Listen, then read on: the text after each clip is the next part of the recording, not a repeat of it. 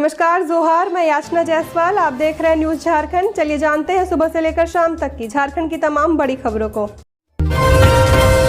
छठ व्रतियों ने उगते सूर्य को अर्घ्य देकर तोड़ा 36 घंटे का निर्जला व्रत। घाटों पर उमड़ा जन सैलाब। सूर्य उपासना का महापर्व छठ संपन्न हो गया। पर्व के चौथे दिन छठ व्रतियों ने तालाब, पोखरों व नदी में खड़े होकर उदीयमान भगवान भास्कर को दूसरा अर्घ्य दिया। अर्घ्य देने के साथ ही व्रतियों ने प्रसाद ग्रहण कर 36 घंटे का निर्जला व्रत खोला।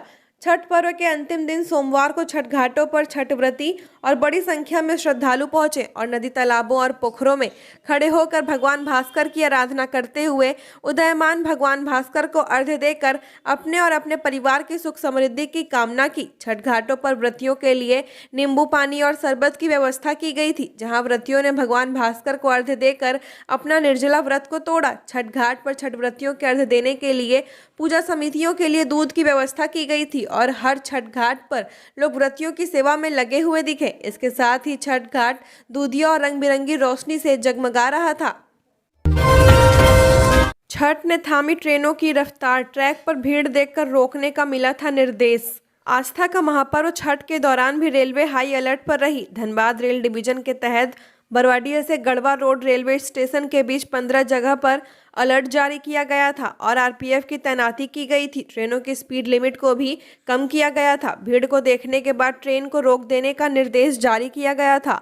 15 जगहों पर अलर्ट जारी किया गया था। साथ ही चिन्हित जगह से गुजरने पर ट्रेन लंबी व्हीसल का इस्तेमाल कर रही थी। धनबाद रेल डिवीजन का गढ़वा रोड से बरवाडीह रेलवे स्टेशन के बीच प्रतिदिन 90 से 100 ट्रेन गुजरती हैं, जिनमें 3 दर्जन के करीब यात्री ट्रेनें हैं। बाकी की ट्रेन मालगाड़ी है। डाल्टनगंज से गढ़वा रोड रेलवे स्टेशन के बीच रेलवे का 3rd लाइन भी चालू हो गया है। 3rd लाइन चालू होने के बाद यह पहला छठ पर्व था।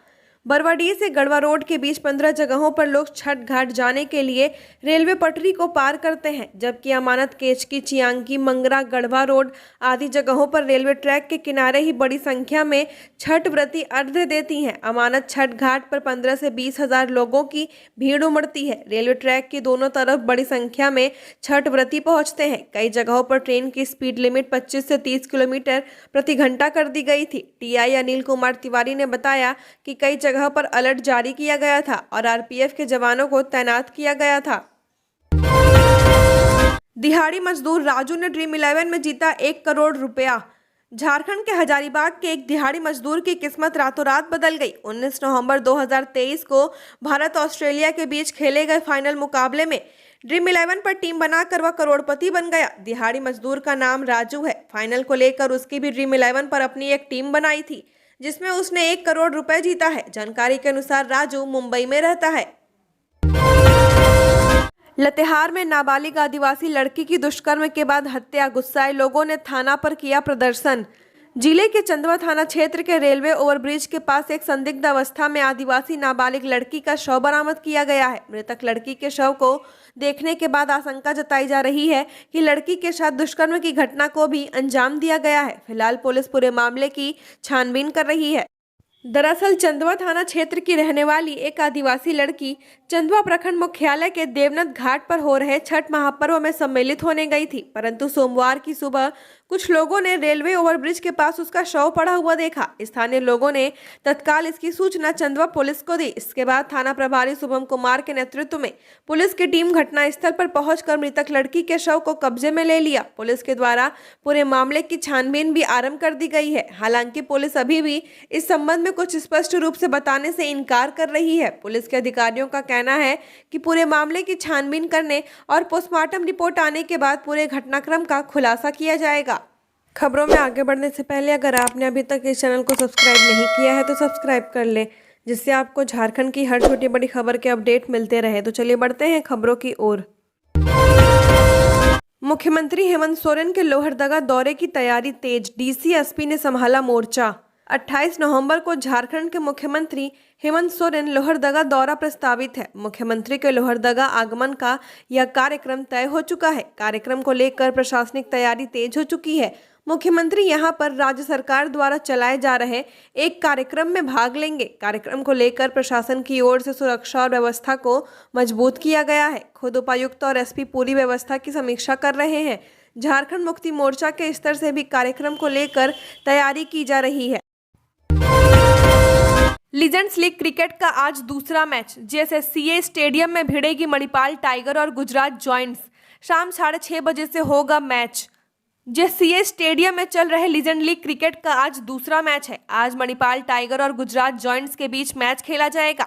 गेम की शुरुआत शाम 6:30 बजे से होगी। लीग का पहला मैच भिलवाड़ा किंग्स बनाम इंडिया कैपिटल्स के बीच खेला गया। इस लीजेंड्स लीग क्रिकेट का रांची में काफी क्रेज देखने को मिल रहा है। हर उम्र के लोग इस मैच को देखने पहुंच रहे हैं। आज के मैच को लेकर रांची के खेल प्रेमियों में काफी उत्साह है। नेता मंत्रियों ने कुछ इस तरीके से मनाया सूर्योपासना का महापर्व छठ। बन्ना गुप्ता से लेकर रघुवर दास ने दिया अर्घ्य।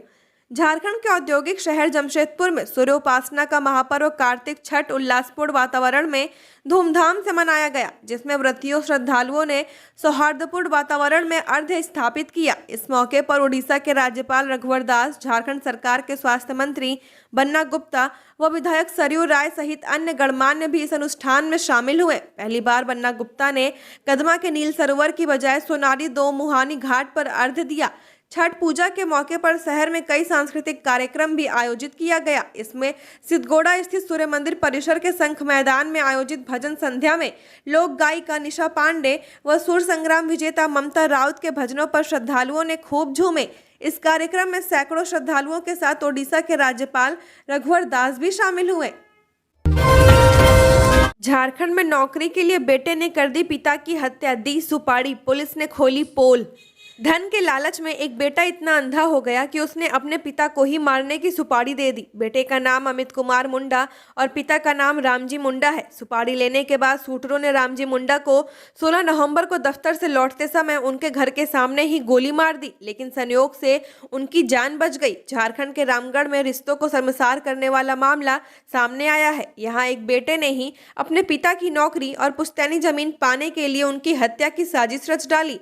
इसके लिए उसने 2 पेशेवर शूटरों को चेक के माध्यम से इसकी सुपारी भी दी। बेटे का नाम अमित कुमार मुंडा और पिता का नाम रामजी मुंडा है। सुपारी लेने के बाद शूटरों ने रामजी मुंडा को 16 नवंबर को दफ्तर से लौटते समय उनके घर के सामने ही गोली मार दी थी, लेकिन संयोग से उनकी जान बच गई। पुलिस ने मामले की जांच की तो घटना में रामजी मुंडा के बेटे अमित कुमार की संलिप्तता सामने आई। पुलिस ने आरोपित बेटे को गिरफ्तार कर जेल भेज दिया है। गोली लगने से घायल पिता का इलाज चल रहा है।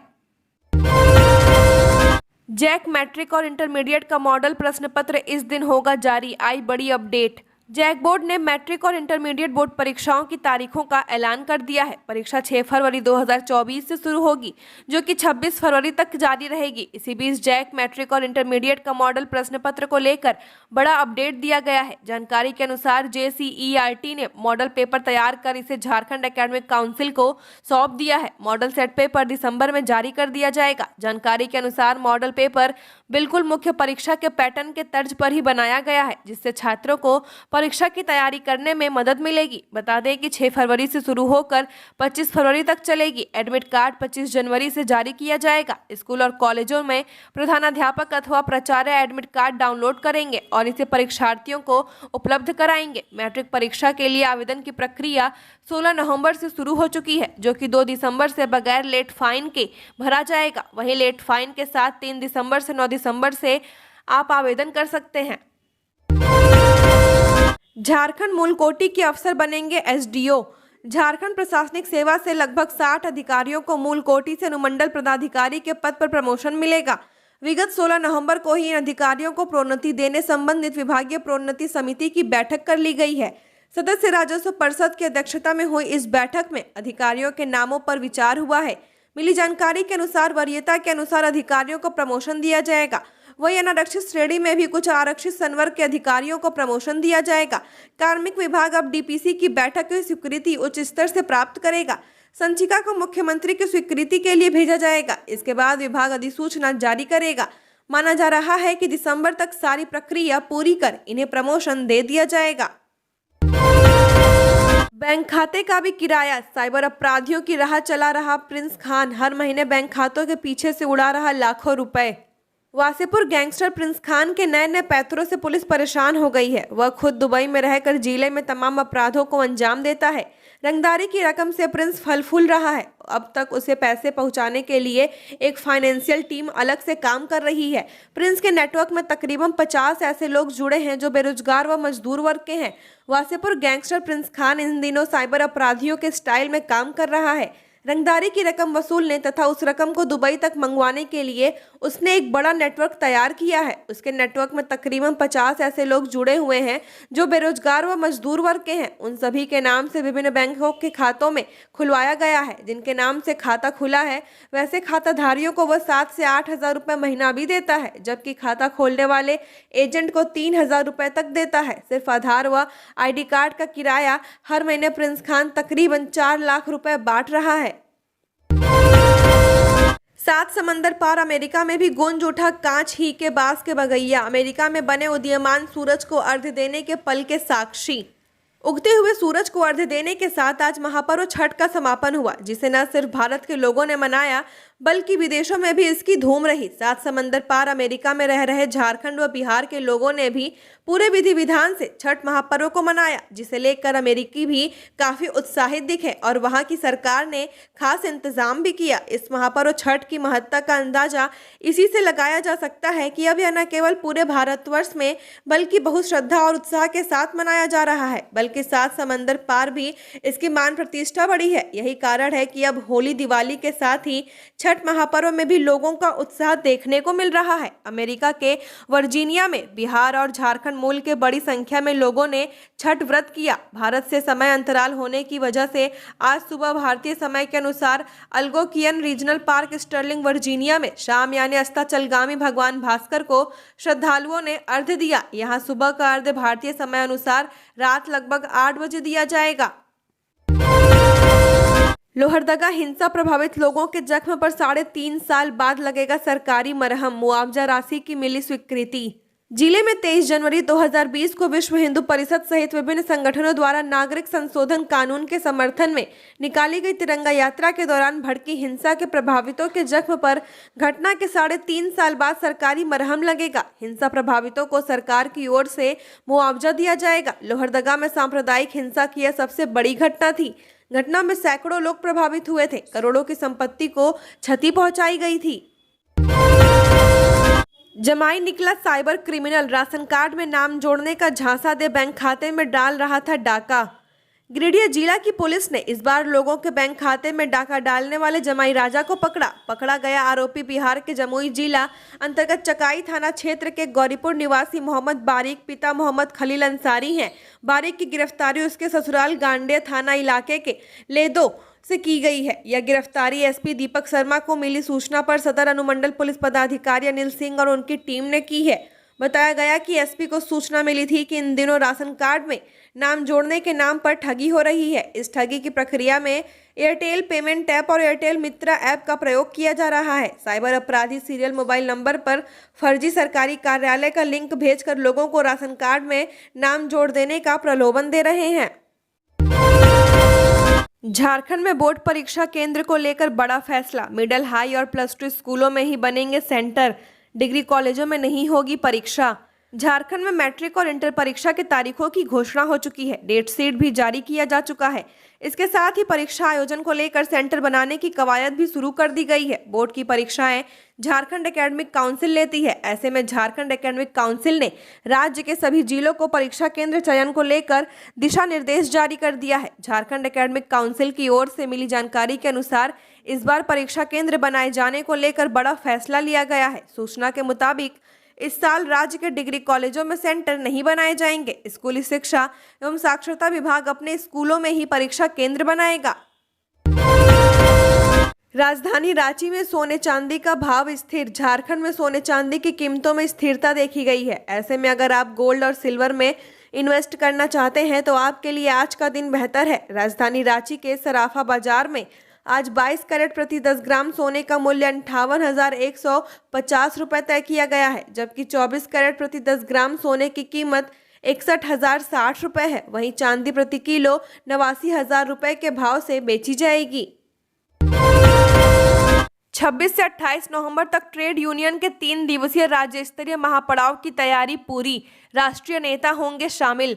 ट्रेड यूनियनों की ओर से 26 से 28 नवंबर तक राज्य स्तरीय महापड़ाव का आयोजन किया जाएगा। आयोजन रांची में किया जाएगा। महापड़ाव का आयोजन संयुक्त किसान मोर्चा और स्वतंत्र फेडरेशनों के आह्वान पर किया जा रहा है, जिसकी तैयारी राज्य के ट्रेड यूनियनों ने कर ली है। सीटू, इंटक, एटक, AICCTU, HMS, झारखंड राज्य किसान सभा, AIKM समेत अन्य ट्रेड यूनियनों की सहभागिता इस महापड़ाव में रहेगी।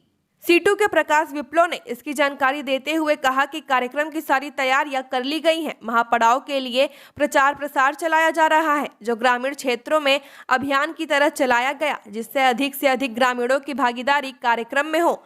उन्होंने कहा कि केंद्रीय ट्रेड यूनियनों के आह्वान पर राज्य में प्रचार अभियान चलाया गया। प्रचार अभियान नई दिल्ली में आयोजित मजदूरों किसानों के अखिल भारतीय संयुक्त सम्मेलन की घोषणा के अनुसार आयोजित किया जा रहा है, जहां मजदूरों, किसानों, आम जनता से जुड़े 21 सूत्री मांगों को जनमुद्दा बनाया जा रहा है। झारखंड की और खबरों के लिए बने रहिए हमारे साथ। हमारे चैनल न्यूज झारखंड पर चैनल को सब्सक्राइब करें, साथ बेल आइकन को प्रेस करें। नमस्कार।